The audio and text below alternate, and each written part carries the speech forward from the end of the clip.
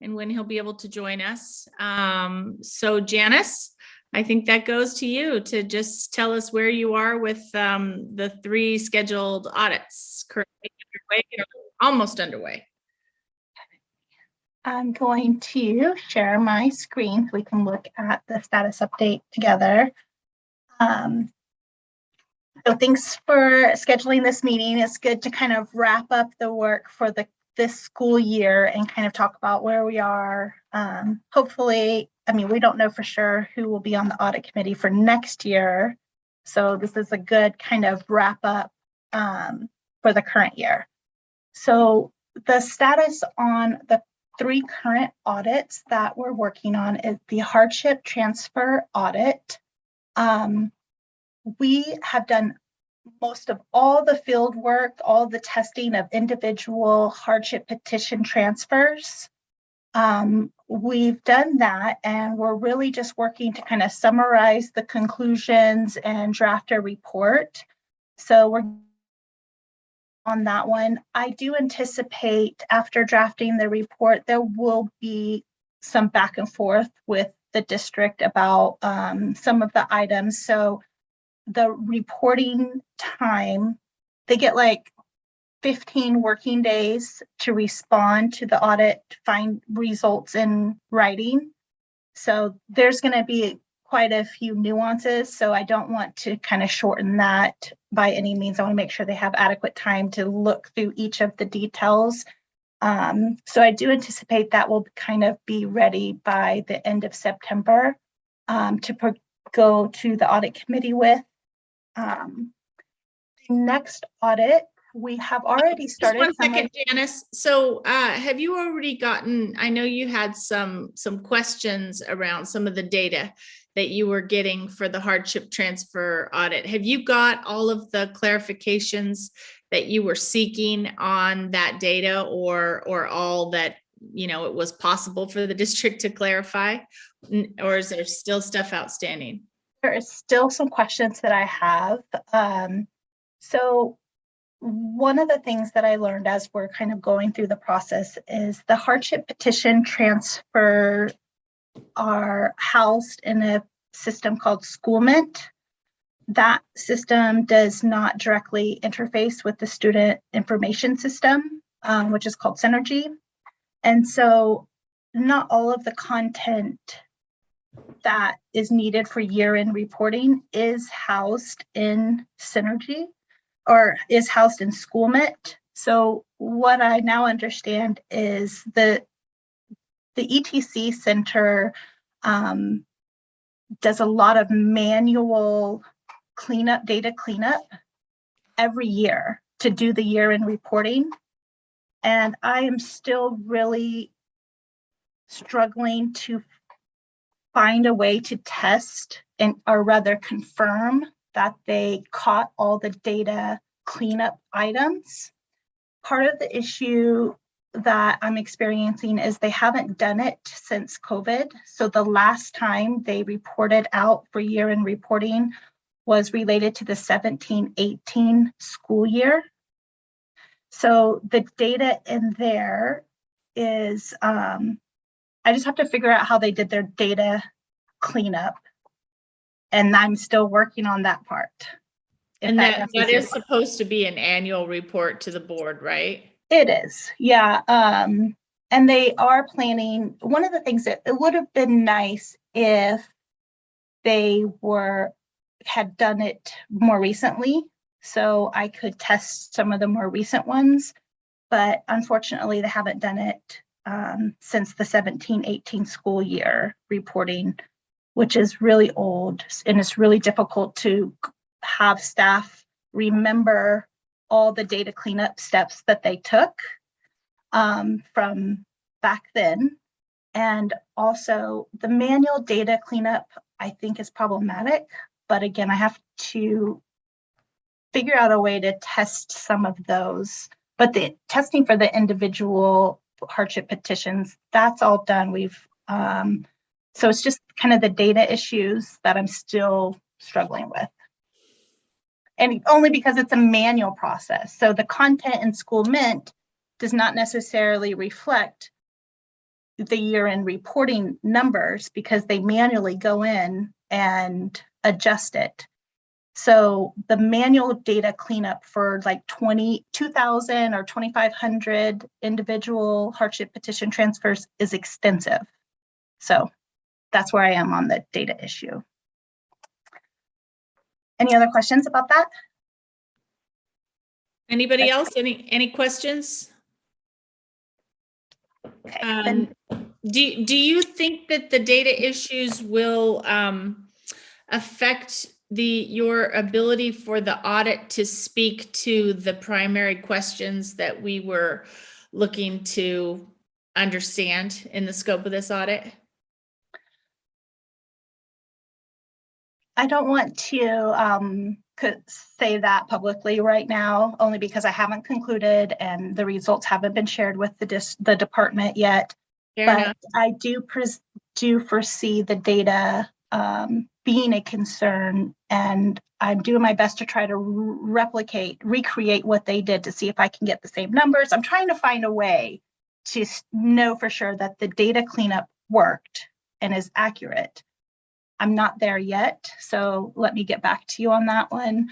But there ultimately, anytime there's a manual data cleanup, I mean, you're going to get a recommendation to use a system because that's not best practices. So there will be some sort of recommendation associated with the utilization of a manual data cleanup, but I don't want to go further in that if you don't mind. Fair enough. All right. So the next audit, we've already started some of the planning procedures is the student body activity funds. And we are starting some of the early planning, trying to look at the training manuals and what manuals are available to different schools, how ASB fees are received, and then also we'll be looking at some of the expenditures to confirm that those expenditures were spent for allowable purposes, because with ASB funds, the allowable expenditures are very specific. So we will do some testing of that just to confirm, but we've just started the preliminary planning on that one. The following audit, and I do anticipate that will be a pretty straightforward, not long or drawn out audit. It is, so hopefully it will turn over relatively quickly. The next audit that was approved is the English Language Learners Program. I think it was just last month I held a meeting with the ELL department staff and as well as Dr. Proctor to kind of give them an idea of what to expect for an upcoming audit so they can start preparing, and they're aware that we'll be starting this audit in the fall. Other activities that we're working on, my performance evaluation is due at the end of the month. That has been drafted, and I think Amy is working on circulating that for input. Andrew, I reached out to you and Gary today I've gotten Janice's self-evaluation, and then tomorrow I'll send you just our draft performance evaluation for your feedback, and then we'll solicit feedback from the rest of the board as well. And Christian, just to remind you, there are two employees of the school district that report to the board. I guess, Mary Catherine, do you technically report to the board, or you report to Janice, right? She reports to me. Correct. So we have two employees that report to the board, and that is the superintendent and the external performance auditor. And so we're responsible for some of the administrative functions that go along with that process, including the performance evaluation. So that's, we're in the midst of that, but that does not include that administrative responsibility does not include our external members of this committee. Though of course I will provide you with her performance evaluation when we're done. Okay, that sounds great. That's really helpful. Thank you. Sure. All right, so this summer we will be gathering input from board members, and I have a, I'll be reaching out to ELT members to solicit input on potential audit topic ideas. And I've gotten a couple of emails from other board members, which is exciting. And Amy just mentioned a topic to me recently, so I've got a little. Actually, I have a long list of ones that were left over from last year to reconsider, but I'm working on getting the list, and I will be reaching out to you guys over the summer. And I am planning to present audit topic ideas for the audit committee to select from and approve in October or November, whichever month that we do an audit committee in the fall. And that will be for the 22-23 school year. And if for any reason there are any changes to the makeup of the audit committee over the summer, I will, make sure I reach out to all board members for that input. So whether or not you're on the committee, you'll still get to give me input.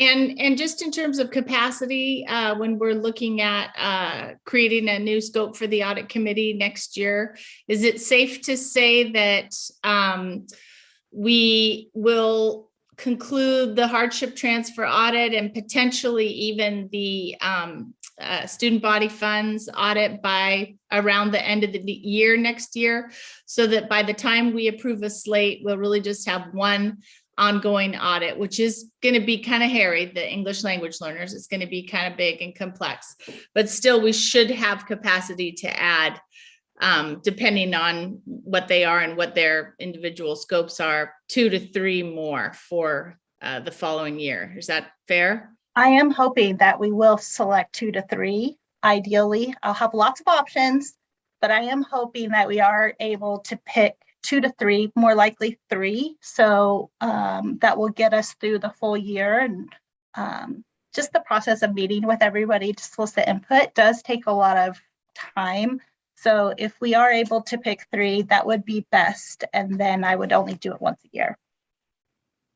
And then also last year, we, not this year, but the previous year, the audit committee approved key performance indicators.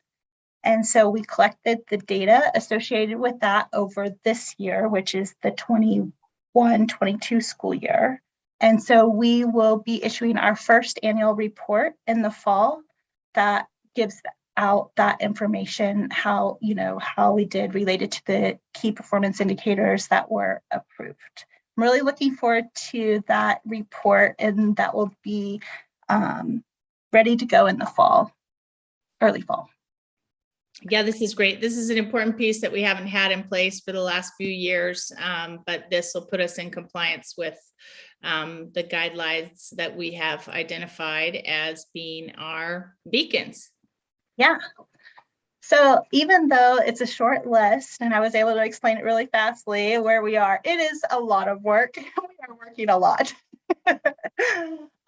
Is there any questions about any of the things that I talked about that I could kind of explain some additional information on? Anybody got any questions? Not for me. That was a helpful update. Yeah. Good. I just didn't want us to get too far away from the work because they are busily underway back there, and it's good for us to all be engaged. Okay. We appreciate you guys. Thank you. Hey, Catherine, Janice. Thank you. I appreciate y'all. I'm really looking forward to this first annual report. It will be really exciting. I haven't done one, but I know what I want to present and I know what the KPIs are. So we work to gather that information. So I'm really excited about that. Great. Okay, so Andrew and Christian, be thinking of any ideas that you want to generate for our conversations around next year's slate of audit topics.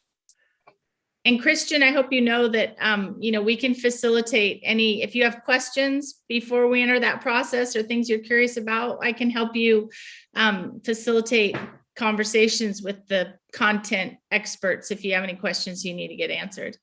Yeah, okay, that might be helpful. And also in terms of just thinking of those audit ideas, you know, what's the general scope of thinking that I should be utilizing? Wow, I was about to say flippantly everything, but Janice, what would you say? I would also say everything. Thank you very much, board, for having an internal audit policy that basically has a limitless scope. So we can audit any department, any function, any part of PPS. The policy did not put limitations on any areas. So, you know, a lot of times where sometimes I'll get feedback on what people want to see audits on is related to whatever's going on in the news nowadays. So, you know, whenever you hear something, or like sometimes after a board meeting, a topic will be discussed and a board member will send me an email, hey, this topic, you know, seems interesting, maybe we need to do it. So it's really limitless, which is great, but probably not very helpful to help you narrow down all of your ideas. But when we talk individually, I can go through anything that you think about. Sometimes they don't necessarily always lend themselves to an actual audit. So we can talk through any ideas that you come up with, but having ideas is really, really a great starting place. And then we can kind of filter through whenever we meet together. And Christian, a couple of ways to think about it too, just in my opinion, are, you know, areas where the district has a lot of risk. And then also areas where you or we might be concerned that, you know, maybe we're not adhering to policies or best practices, or, you know, where we just have questions and concerns generally. One thing that I would request not be on your list would be related to bus schedules, the timeliness of them. When I get feedback from parents, that's oftentimes their primary, why is our bus always late? And that's really not an audit that would warrant a topic that would really lend itself to an audit, given the unique circumstances, but that is one that I hear regularly from parents. Well, and that speaks to the other point I was going to make, which is that, you know, generally speaking, we're trying to have more of a focus on student outcomes and using this function to help us in our efforts to improve student outcomes. And so really less of a focus on operational issues. And like this, the English language learners program audit is a perfect example of that. You know, a lot of our English language learners have, you know, we've had a persistent opportunity and achievement gap. So really trying to figure out, you know, are we offering the services they need? Are they able to access the services they need? Is there equitable access, et cetera? So things that really have a direct bearing on how what's offered to our students and how they're doing. And I think that's all we got for today, but I appreciate everybody taking this little sliver of time. That's all I have. So that works for us. Thank you so much. I really appreciate it. All right, y'all. Talk to you later. Stay cool. Awesome. Thanks, everybody. Thank you. Bye.